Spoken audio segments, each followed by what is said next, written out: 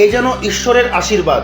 Eastern railway গোলরক্ষক ঈশ্বর প্রসাদের বাজ পাখির মতো গোলরক্ষকের ভূমিকায় অবতরণ। বুধবার বিবেকানন্দ গোল্ড কাপ ফুটবল প্রতিযোগিতায় ইস্টার্ন রেলওয়ে দলের গোলরক্ষক ঈশ্বর প্রসাদের দুর্ধর্ষ গোলরক্ষকের বদৌলতে চতুর্থ কোয়ার্টার ফাইনালে স্যাম মেটালিক জামুরিয়াকে পেনাল্টি শুট আউটের মাধ্যমে 4-2 গোলে পরাস্ত করল ইস্টার্ন রেলওয়ে ডিএসএ আসানসোল। জমে উঠেছে বিবেকানন্দ গোল্ড কাপ ফুটবল প্রতিযোগিতা। প্রায় অন্তিম লগ্নে পৌঁছে গেল এই প্রতিযোগিতা। চতুর্থ কোয়ার্টার ফাইনালে গুরুত্বপূর্ণ ম্যাচে মুখোমুখি হয়েছিলেন ইস্টার্ন রেলওয়ে ডিএসএ আসানসোল বনাম স্যাম মেটালিক জামুরিয়া।